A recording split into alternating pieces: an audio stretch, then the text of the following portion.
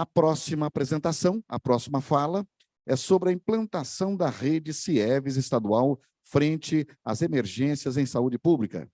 A nossa palestrante já teve a participação aqui na mesa, tem a graduação em terapia ocupacional e pós-graduação em saúde pública, epidemiologia, vigilância e saúde, mestranda em doenças infecciosas e parasitárias pela Universidade Federal de Mato Grosso do Sul. É servidora pública estadual, atuando como coordenadora do Centro de Informações Estratégica de Vigilância e Saúde, CIEVES, da Secretaria de Estado da Saúde. Há 9 anos, ela está responsável por esse trabalho. É com carinho muito grande. Karine Ferreira Barbosa, é a sua vez. Bom dia. Agradecer mais uma vez, né, pelo convite. Eu fiquei com a incumbência, né, de apresentar sobre a implantação da rede CIEVES estadual frente às emergências em saúde pública. A gente fez esse trabalho de implantação de outros CIEVES, né, então eu vou falar um pouquinho de como foi esse processo. Bom, eu não vou me ater, né, a alguns conceitos, porque já foi muito bem apresentado aqui pelo Marcos, pelo Dr. Júlio, mas é importante falar também que o nosso marco legal, né, em relação à rede CIEVES é o Regulamento Sanitário Internacional, então foi a partir do advento do Regulamento Sanitário Internacional que se criou a rede CIEVES, né, então o CIEVES Nacional desde 2006, e, historicamente, muitas situações, né, de emergências, que também foi muito abordada aqui já, eu deixo sempre frisada a questão da pandemia da Covid-19, porque foi a partir da pandemia que muitos, né, que o nosso serviço de saúde como um todo, conheceu um pouco da atuação do CIEVES, né, e da importância do fortalecimento desse centro a nível nacional. Então, a gente já teve, desde 2009, né, pandemia H1N1, a introdução do vírus Zika no Brasil com a microcefalia, a síndrome congênita, a SIMP, que veio também, né, a síndrome inflamatória multissistêmica pediátrica em adultos, que veio com o advento, né, das infecções por Covid, a hepatite aguda grave de etiologia desconhecida, e agora, mais recentemente, a monkeypox. Então, eu sempre brinco lá no CIEVES que quando a gente pensa que a gente vai respirar, aparece outra coisa. Então, a gente nunca respira mesmo, é um centro 24 horas. Trabalhar na saúde pública já é um desafio muito grande, mas trabalhar na vigilância é um desafio um pouco maior, e no CIEVES acho que é mais um pouco ainda, né? Então, a gente realmente passa por várias situações que a gente precisa responder oportunamente. Em relação à formalização, é importante falar, porque eu vou falar do processo de implantação dessa rede no Estado, né? Mas, em relação à formalização, dentro da Secretaria de Estado de Saúde, o CIEVES ele está dentro, né, faz parte, como uma coordenação, dentro da Diretoria Geral de Vigilância em Saúde. Então, a gente teve, durante todo esse processo, algumas mudanças, né?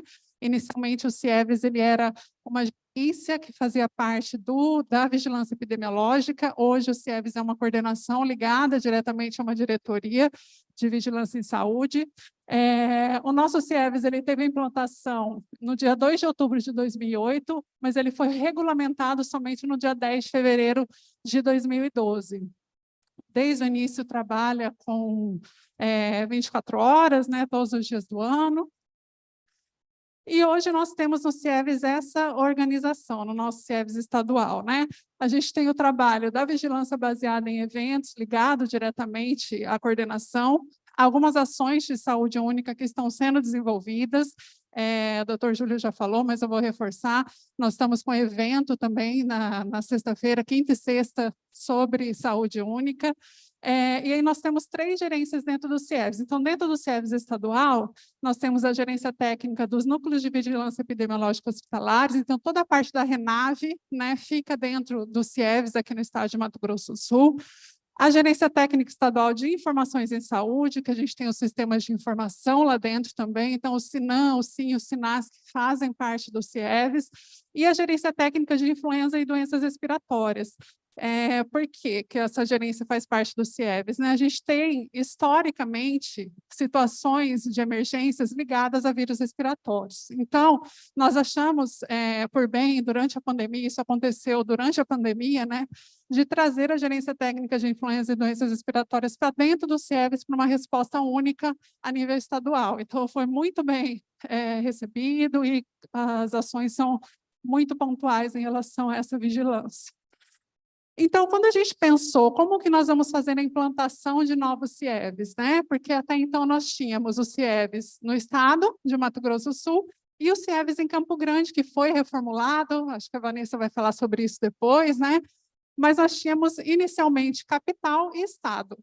E aí, com o advento antes da pandemia, na verdade, já havia uma conversa do Estado de Mato Grosso do Sul com o Ministério da Saúde de que a gente necessitava fazer o fortalecimento da vigilância com a implantação dos CIEVs em alguns municípios específicos, né, estratégicos, que para nós eram as fronteiras, né, e o segundo maior município do estado, que é Dourados, né? Então, para nós, quando a gente pensou em fazer esse processo de implantação desses novos CIEVs, sabendo que as organizações diferem, né? Então, eu tenho os CIEVs com organizações diferentes a nível nacional, não são todos com a mesma organização, mas eu precisava ter uma normativa, um direcionamento, um documento, né? Que ele fosse norteador daquelas ações que são comuns. Então, o que eu espero minimamente de um CIEVs, né? Eu precisava ter isso estabelecido para eu começar a iniciar uma conversa com os gestores dos municípios aos quais a gente estava pleiteando que se inaugurasse, enfim, um CIEVs lá. Então, nós fizemos a publicação desse guia orientador do Centro de Informações Estratégicas de Vigilância em Saúde, e aí a gente colocou algumas normativas ali dentro, principalmente, o que acho que já foi bastante falado aqui, a vigilância, historicamente, ela trabalha de forma muito passiva, né? E a gente precisa se adiantar a esses eventos com uma vigilância ativa, né? Então, a gente focou muito na vigilância baseada em eventos, na vigilância de rumores, em como fazer detecção e monitoramento, que é o que a gente minimamente espera, né? Vigilância, alerta e resposta dos CIEVs. E aí a gente existe também, já foi comentado isso, sobre o fluxo de notificação, né? É uma tríade, eu tenho CIEVs no nível nacional, eu tenho CIEVs intermediário, que seria o CIEVs estadual, e eu tenho CIEVs nos níveis locais. Como que a gente se organiza nessa resposta, né? Então, em relação ao nível local, né? A Secretaria de Saúde local, CIEVs municipal, CIEVs de fronteira, os CIEVs dentro dos distritos sanitários especiais indígenas, a gente espera detecção de eventos com morbidade ou mortalidade superior, né? Avaliar esses eventos e comunicar ao nível intermediário e aplicar as medidas preliminares de controle. O nível intermediário, por si, confirmar esses eventos notificados e apoiar, né, as medidas de controle, avaliar eventos e notificar ao nível nacional, e o nível nacional vai avaliar e notificar a Organização Mundial da Saúde com uma resposta coordenada em saúde pública. Então, de uma forma muito resumida, esse é o nosso fluxo de notificação. Para eu fazer a implantação de CIEVs, eu também preciso minimamente de recurso financeiro. Então, nós também tivemos aporte de recurso financeiro no nível nacional, né? Então, por meio da portaria 3238, de 9 de dezembro de 2019, aqueles foram os CIEVs que foram contemplados nessa portaria, autoriza o repasse de valores de recursos federais aos fundos dos estados, distritos federais e municípios, no bloco de custeio das ações de serviços públicos de saúde, a serem alocados no grupo de vigilância em saúde para o fortalecimento da rede CIEVs. Então, essa foi a primeira portaria com recurso que nós recebemos, depois nós teve a portaria 2624, de 28 de setembro de 2020, que veio também em caráter excepcional e temporário para a execução de ações de vigilância, alerta e resposta à emergência de Covid-19. Foi por meio deste recurso que nós conseguimos também fazer um termo de cooperação com a Organização Pan-Americana da Saúde. Então, nós temos hoje no Estado, né, com o recurso do CIEVs, um termo de cooperação com a OPAS, e a portaria 3.303, de 29 de novembro de 2021, que foi para os últimos CIEVs que foram implantados, né, que foi os CIEVs dourados, que autorizava assim, o repasse de valores de recursos federais para ampliação e fortalecimento da rede CIEVs. Então, hoje, essa é a nossa rede CIEVs, né, no estado de Mato Grosso do Sul. Então, nós temos o CIEVs estadual, na Secretaria Estadual de Saúde, o CIEVs Campo Grande, o CIEVs Ponta Porã, que é o CIEVs de fronteira, CIEVs Corumbá também, como o CIEVs fronteira, o CIEVs dentro do Distrito Sanitário Especial Indígena em Mato Grosso do Sul, e os CIEVs dourados, que foi o último CIEVs que nós implementamos. Eu vou falar um pouquinho de cada CIEVES, muito resumidamente. O Campo Grande eu vou falar muito rápido, que eu acho que a Vanessa vai abordar isso, mas Campo Grande teve uma reformulação, reestruturação, né, de CIEVES, o RR para CIEVES Campo Grande. Eles receberam materiais para a estruturação dos CIEVES, todos os CIEVES receberam materiais para a estruturação, além do recurso financeiro, né? Então, em Campo Grande, por meio do decreto 1458, de dia 8 de dezembro de 2020, houve a reestruturação do CIEVES Campo Grande. O CIEVES Corumbá, nós fizemos visita técnica no dia 18 e 19 de abril de 2022, também receberam materiais para a estruturação do CIEVES e foi regulamentado por meio do decreto 2.632, do dia 9 de agosto de 2021. É importante, muito importante essa publicação, e a gente coloca muito isso para o CIEVES, né, essa publicação em diário oficial do município, porque o CIEVES precisa fazer parte da estrutura da Secretaria Municipal de Saúde, né, para a gente conseguir realizar ações, inclusive recursos, né, fazer o planejamento orçamentário. Eu preciso que esse CIEVES seja formalizado dentro da Secretaria. O CIEVES Fronteira de Ponta Porã também recebeu os materiais para estruturação. Nós fizemos uma visita técnica no dia 14 e 15 de junho desse ano, e através do decreto 9.059, do dia 18 de janeiro de 2022, foi instituído o CIEVES no município de Ponta Porã. O CIEVES Dourados foi o último CIEVES, né, que a gente instituiu. Nós fizemos uma visita técnica no dia 3 e 4 de maio agora de 2022, e ele está formalizado por meio do decreto 1162, do dia 23 de março de 2022. CIEVES de SEI, também nós recebemos o CIEVES de SEI na nossa estrutura do CIEVES estadual, no dia 10 de setembro de 2021. Eles foram formalizados por meio de nota técnica, né, da Secretaria Especial de Saúde Indígena, no Departamento de Atenção à Saúde Indígena.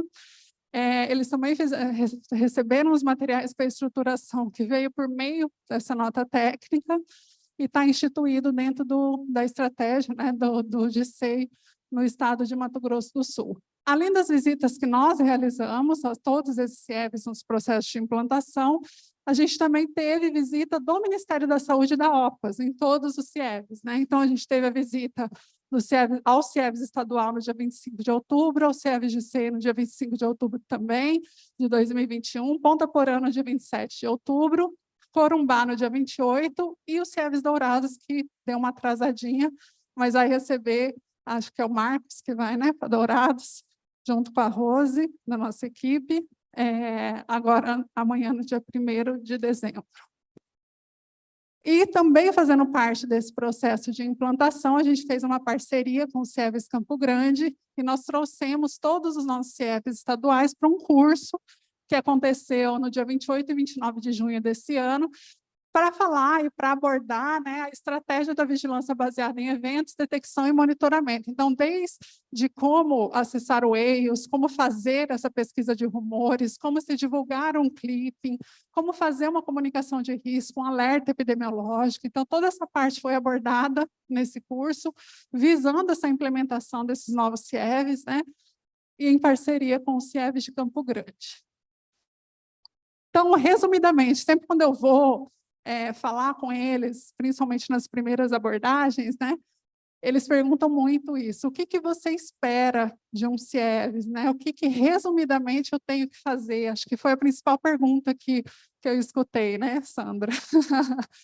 Então, assim, a gente coloca que o CIEVES, a estratégia CIEVES, ela precisa ser 24 horas, né? As emergências, as situações, enfim, que acontecem em saúde, não tem hora, não tem dia.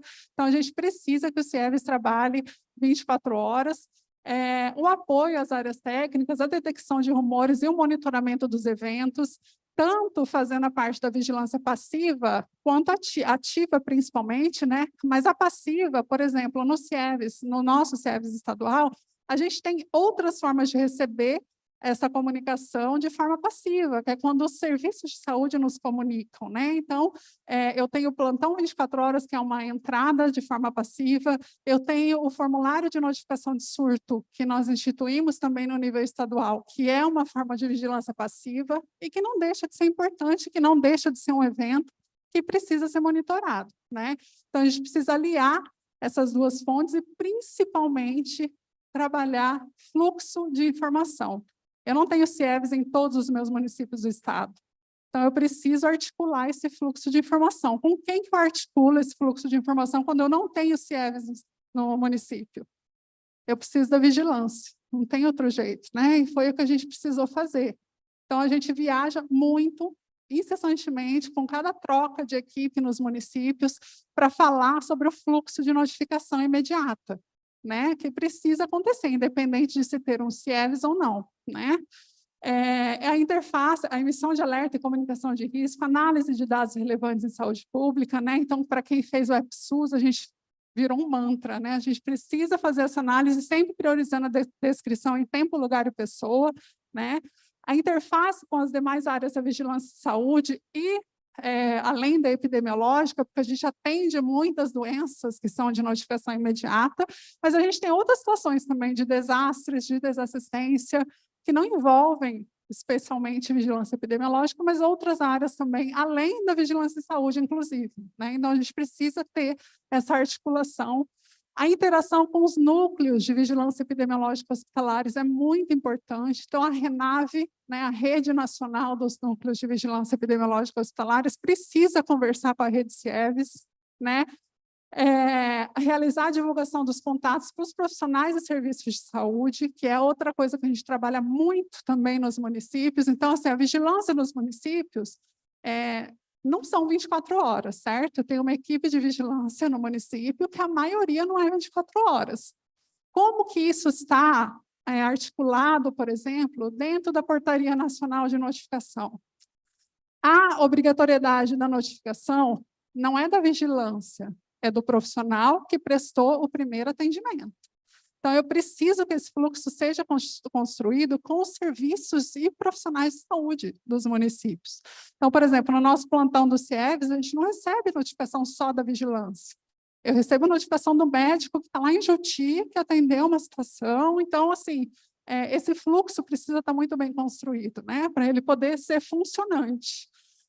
A interação com o país e município de fronteira, né, principalmente com os CIEVs fronteira, visando o monitoramento de eventos que podem vir a se tornar um evento de saúde pública, como uma vigilância sentinela mesmo, dentro do município. E a gente também tem o nosso comitê de monitoramento de eventos. A gente teve a nossa reunião ontem do comitê de monitoramento de eventos, que também é uma incumbência que a gente espera de um CIEVs, né?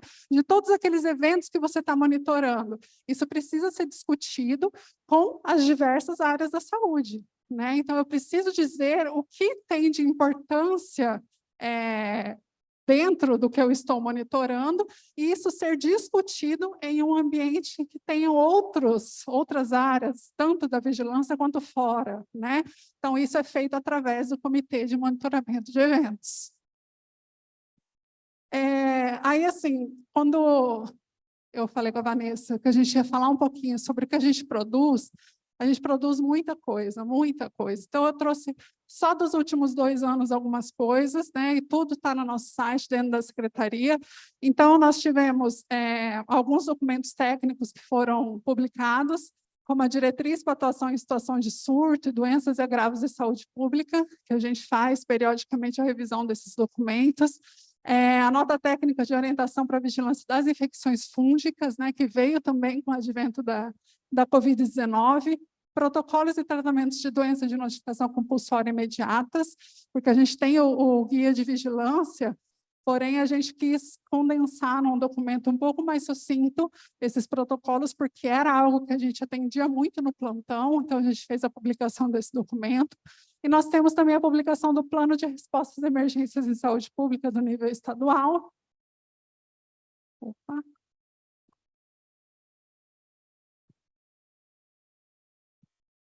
O guia de implantação dos núcleos de vigilância epidemiológica hospitalares, as notas técnicas de Covid, que a gente já está na revisão 25, né? Então, com todas as normativas em relação à vigilância da Covid-19 no estado, nota técnica da Monkeypox também, que essa vigilância ainda está instituída dentro do CIEVs. Nós fizemos também publicação de 5 livros desde 2021, das análises dos relatórios técnicos que nós fizemos por município, dos casos de SRAG, né? Desde o primeiro trimestre de 2021 até o quarto, e o anual também. Nesse compêndio, o que a gente procurou fazer?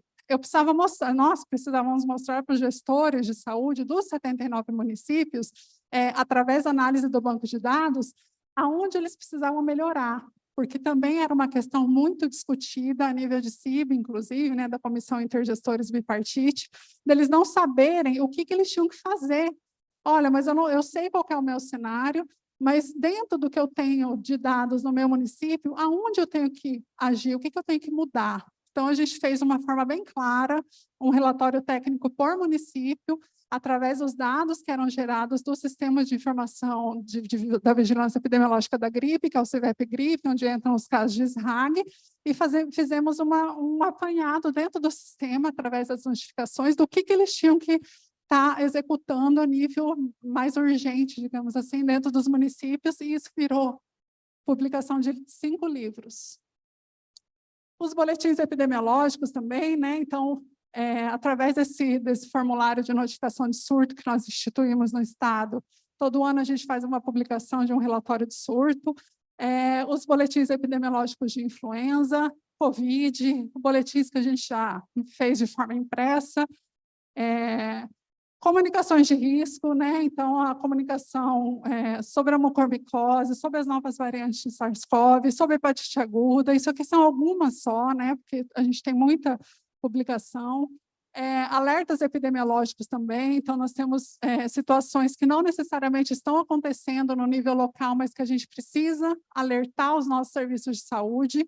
Então, por exemplo, o alerta da alta detecção de SRAG em crianças, que foi algo que a gente não detectou lá no CIEVES e que gerou um alerta, sobre a alta incidência de casos de raiva humana no estado de Minas Gerais, né, que não necessariamente é no nosso nível local, mas que gera um alerta, surto da meningite no estado de São Paulo, os óbitos por H1N1, né, que a gente teve aqui no estado, que foram os primeiros óbitos do país, né, e H1N1, que gerou um alerta também.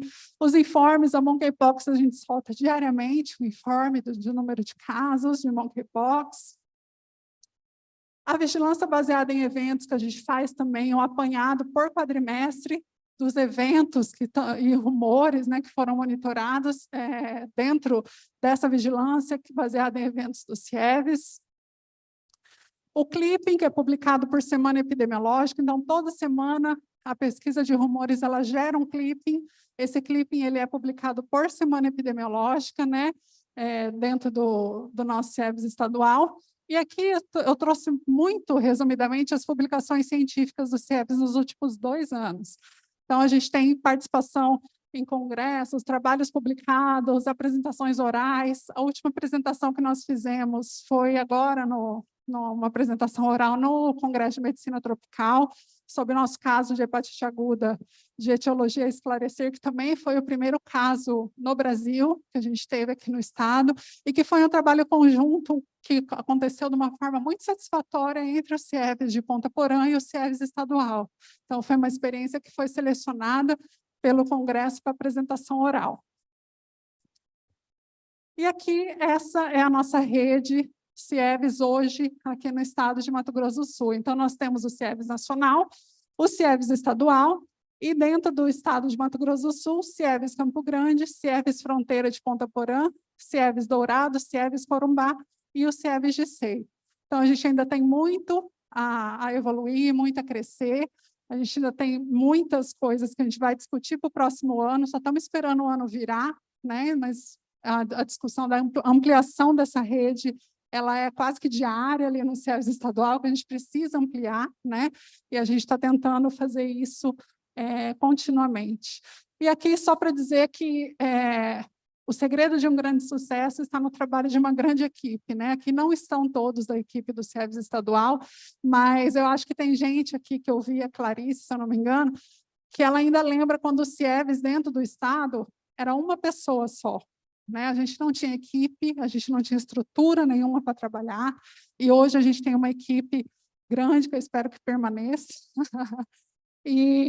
assim, ninguém faz nada sozinho, né? Aqui não estão todos, a gente ainda não conseguiu uma foto com todo mundo, sempre falta alguém, mas eu quero muito agradecer essa equipe, é uma equipe que, durante a pandemia, principalmente, que a gente não conseguia nem ir ao banheiro, porque o celular do plantão era o tempo inteiro, num momento muito crítico, que a gente não parou em momento nenhum. Meus filhos moraram com a minha mãe 8 meses, para eu não poder parar, né, de trabalhar. Então, é uma equipe que realmente se doa por inteiro. E muito obrigada.